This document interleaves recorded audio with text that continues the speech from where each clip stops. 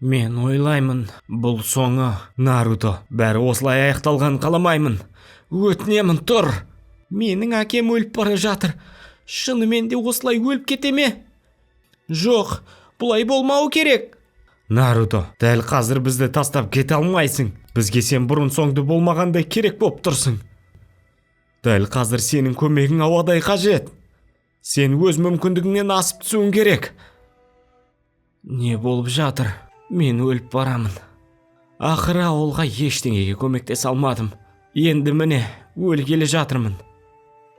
Бірақ ақыры менің өмірім жаман болған жоқ. Ештеңеге шағымым жоқ. Менде керемет ата-ана, ұстаздар мен достар болды. Мен өз мақсаттарыма жете алдым. Және ең соңында Саске ауылға қайта оралды. Біз соғыста жеңдік. Мен Хокаге болдым.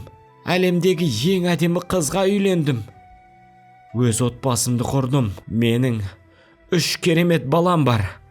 Хивамари, Баруто және Каваки.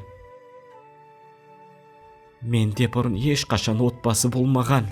Бірақ мен әрқашан оны армандайтынмын. Бала күнімде мені барлығы жек көретін еді. Ал қазір жердегі ең сүйікті адаммын. Мұның бәрі сол қаза тапқан адамдардың арқасы. Олар менің жүрегімде мәңгі қалған аңыздар.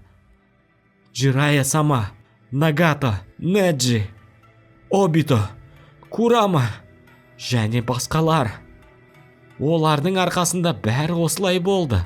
Бұл ауыл күннен күнге жақсарып жатыр. Олардың арқасында бұл әлемде ақыры тыныштық орнады. Ақыры мәні бар нәрсе осы ғана. Менің өмірім онша маңызды емес. Наруто, сен мұнда өле алмайсың. Сен әрқашан соңына дейін күрескен және армандарды шындыққа айналдырған адамсың. Сен өмір сүруің, күресуіңді жалғастыруың керек. Бұл әлем саған сенеді. Наруто, егер сен осында өлсең, кешірмеймін. Сен менің жалғыз досымсың. Басқалар сенбегенде, тек сен ғана маған сендің. Менің көз алдымда өлуге хақың жоқ. Бұған жол бере алмаймын. Әке, мұнда өлме.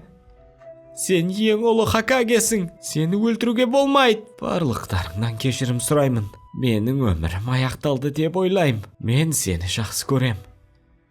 Сәлем. Бұл сенсің бе, әке? Иә, Наруто. Бұл сенің әкең Минато. Көрмегелі біраз болыпты. Сенің Хокаге болғаныңды көріп тұрмын. Иә, әке. Соғыстан бері көп нәрсе болды. Осының бәрін талқылайтын уақытымыз болады. Расымен де, кететін уақыт келді. Бәрін ана дүниеде сөйлесеміз. Көп адам сені көргісі келеді, балам.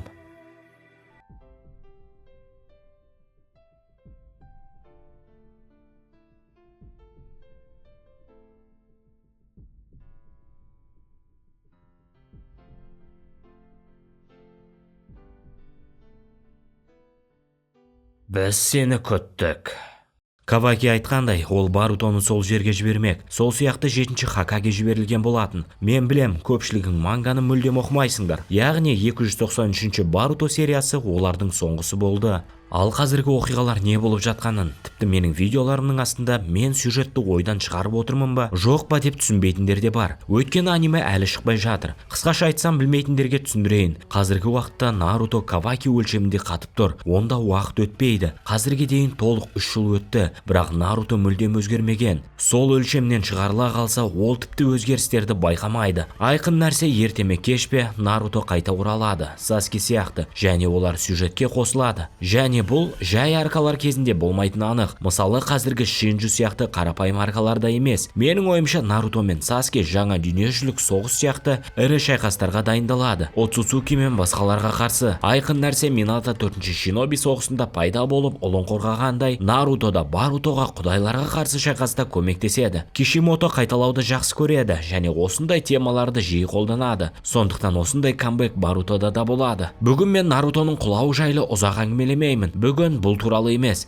бірақ қаласаңдар талқылай аламыз. Барлық құлдырауы және тағы басқаны қарастыруға болады. Бірақ мен сенем, Наруто мен Саске жай ғана қатып тұр деп айтуға болмайды. Айқын нәрсе, олар пайда болып, ақыр соңында демалысқа кетеді. Барутода ол қазір көрінбейді және айтарлықтай маңызды рөлі жоқ. Баруто өсті, ол керемет күшті болды. Қазіргі Нарутодан әлде қайда қуатты. Оның техникалық деңгейі мүлде керемет. Менің ойымша Баруто әлі сәл өседі және толық күшке жетеді. Сондықтан болашақ соғыста Нарутоның әсері аса көп болмайды. Бірақ өз рөлін бәрібір ойнайды. Ал неге Нарутоны жиі төмендетіп көрсетеді? Соңғы кезде неге тек жараланған, соққы алған, ауырып жүрген қысқаша оқиғалар шығады? Менің ойымша бұл Нарутоның өліміне дайындық. Көп адамдар үшін бұл сюжеттік бұрылыс шок болады. Жақсы жағынан емес әрине. Нарутоның бүкіл әлемде үлкен фанаттары бар. Егер олардың сүйіктісі өлсе және де ол далбаса өліммен өлсе, бұл жүрекке үлкен соққы болады. Сондықтан егер авторлар оның өлімін жоспарласа, оны дұрыс көрсету керек. Адамдар оны сүйікті кейіпкердің құр жай өле салғанына, оны кінәламасын деп сюжетке терең еніп, кейіпкермен бірге эмоция алу керек. Ал қалай дұрыс өлім жасауға болады? Ең дұрыс өлім шайқаста өлу. Шинобилер шайқаста дүниеге келіп сонда өледі. Соғыстарда көптеген жан кеткен және Узумаки да соңына дейін шиноби болып, нағыз ниндзя сияқты өлу керек. Оның жақындары да дәл солай кетті. Анасы мен әкесі, екі ұстазы, Какаши мен Джирая, достары Неджи және басқалар. Барлығы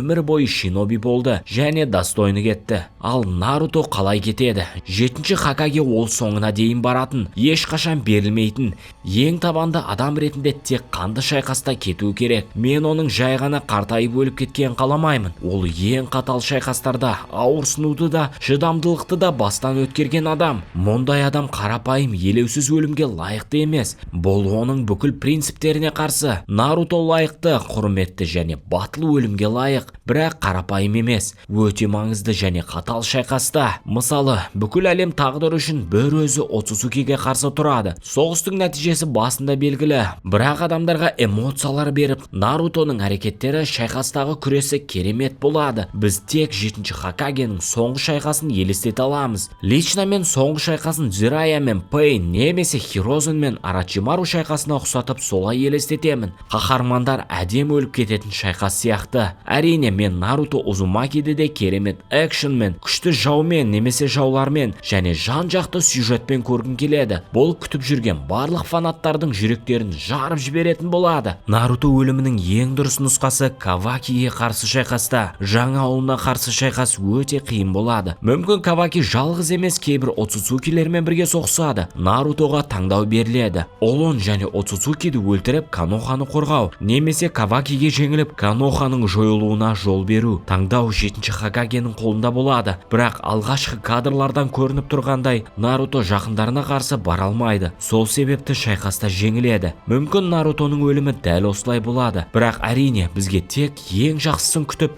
үміттену ғана қалды. Нарутоның өлімі жаңа буынға күш алу үшін мотивация беретін шығар. Өйткені Наруто мен Саске тек бірге әрекет ете алады. Ал принцип бойынша олар қазір енді жалғыз бәрін шеше алмайды және әлсіреген. Сондықтан айқын нәрсе Нарутоның өлімі мен Саскенің бәрін жалғыз шеше алмауы себебі жаңа буынды күшейтеді. Сол сияқты Баруто өзіне сеніп, Сарада мен Мицукимен бірге жаңа мықты күшке айналады. Басқа шинобилер де ашылып күшті болуы тиіс. Сол себепті менің ойымша Наруто демалысқа кетсе тіпті жақсы болады. Бірақ ең бастысы оны көрсету барынша әдемі және мықты болу керек. Ешкімнің ойына Нарутоны өлтіруге болмайтын еді, немесе ол босқа өлді деген ой келмеу керек. Менің ойымша осындай финал жақында 20 жыл бойы жалғасқан Наруто тарихына лайық болар еді. Ішкі оқиғаларды қорытындылап, Нарутоға үлкен нүкте қояр еді. Сол кезде шынайы Баруто тарихы басталып кетер еді. Әрине, бұл тек менің жеке пікірім. Жалпы барлығын қорыта келе менің ойым осындай. Ал сенің пікірің қандай болмақ, соны комментке жазып кетуіңді өтінемін. Егер видео ұнаса, дәстүрлі түрде лайк басуды ұмытпа және жазылуды да ұмытпа. Осындай видеолар, мысалы Шаринганды талдау сияқты видеолар қажет болса, коммент жазуды ұмытпа бауырым. Және қоштасайық. Келесі видеода кездескенше сау бол. Басыңды көтер. Мен қарап тұрамын.